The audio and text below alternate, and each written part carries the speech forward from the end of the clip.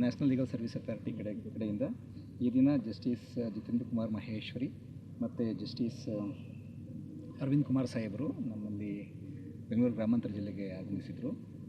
Karnataka legal service authority ಮತ್ತು district legal service authority ಕೆಳಗಡೆ ಈ ದಿನ ನಾವು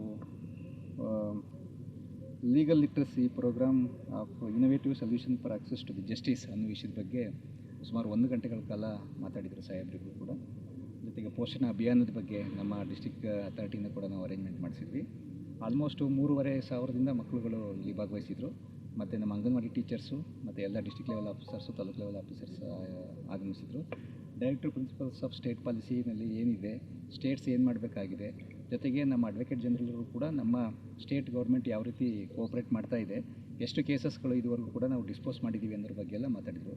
ಜಸ್ಟಿಸ್ ಅರವಿಂದ್ ಕುಮಾರ್ ಸಾಹೇಬರು ಸರ್ಕಾರ ಕಡಿಮೆ ಅಲೋಕೇಶನ್ಸ್ ಮಾಡಿದರೂ ಕೂಡ ಸರ್ವಿಸಸ್ಸು ತುಂಬ ಹೆಚ್ಚು ಕೊಡ್ತಾ ಇದೆ ಅನ್ನೋ ವಿಷಯದ ಬಗ್ಗೆ ಎಲ್ಲ ಮಾತಾಡಿದರು. ಬಡ್ಜೆಟಲ್ಲಿ ಇನ್ನೂ ಕೂಡ ಜಾಸ್ತಿ ಮಾಡಬೇಕು ಸರ್ಕಾರಗಳು ಅಂತ ಹೇಳ್ಬಿಟ್ಟು ವಿಷಯದ ಬಗ್ಗೆ ಮಾತಾಡಿದರು.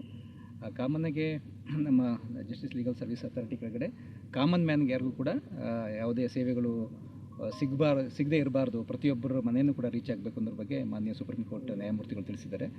ಅದೇ ರೀತಿ ನಾವು ಅಥಾರಿಟಿಯಿಂದ DLSA ಲೀಗಲ್ ಅಥಾರಿಟಿರವರಿಗೆ ಬಡವರಿಗೆ ಯಾವ ರೀತಿ ತ್ವರಿತವಾಗಿ ನ್ಯಾಯವನ್ನು ಕೊಡ್ಬೋದು, ಉಚಿತವಾಗಿ ನ್ಯಾಯವನ್ನು ಕೊಡ್ಬೋದು ಅನ್ನೋದ್ರ ಬಗ್ಗೆ ಯಾವೆಲ್ಲ ಪ್ರಕ್ರಿಯೆಗಳನ್ನು ನಾವು ಪ್ರಕ್ರಿಯೆಗಳಿವೆ, ಹಾಗೂ ಯಾವ ರೀತಿ ನಾವು ಕಟ್ಟಕಡೆಯ ವ್ಯಕ್ತಿ ಬಡವನಿಗೆ ನಾವು ನ್ಯಾಯವನ್ನು ಒದಗಿಸಬಹುದು ಎನ್ನುವ ಬಗ್ಗೆ ಈ ಒಂದು ಕಾರ್ಯಕ್ರಮವನ್ನು ಆಯೋಜಿಸಲಾಗಿತ್ತು.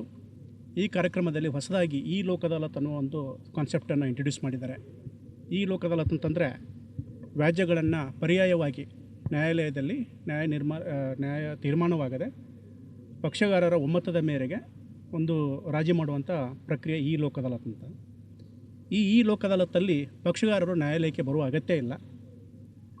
ನಾವು ಮೊಬೈಲ್ ಮೂಲಕ ಅಥವಾ ಎಲೆಕ್ಟ್ರಾನಿಕ್ ಮೋಡ್ ಮುಖಾಂತರ ಅವನು ಎಲ್ಲಿದ್ದಾನಲ್ಲ ಅಲ್ಲಿಂದೇ ಕನೆಕ್ಟ್ ಮಾಡಿಕೊಂಡು ನಾವು ಈ ಪ್ರಕರಣವನ್ನು ಬಗೆಹರಿಸ್ಬೋದು. ಇದರಿಂದ ಅವನಿಗೆ ನ್ಯಾಯಾಲಯಕ್ಕೆ ಅಲೆದಾಡುವ ತೊಂದರೆ ತಪ್ಪಿಸ್ಬೋದು.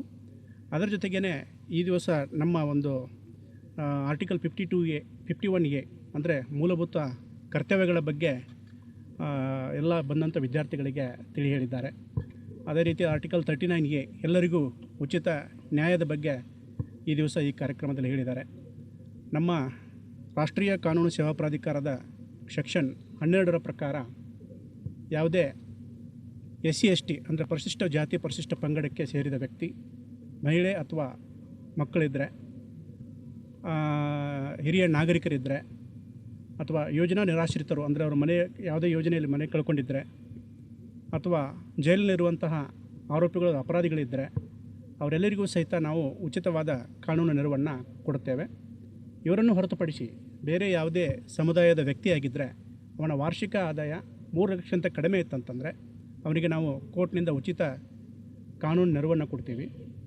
ಸುಪ್ರೀಂ ಕೋರ್ಟಿಗೆ ಹೋಗಬೇಕಾಗಿತ್ತಂದರೆ ಒಂದು ವಾರ್ಷಿಕ ಆದಾಯ 5 ಲಕ್ಷಕ್ಕಿಂತ ಕಡಿಮೆ ಇರ್ಬೋದು.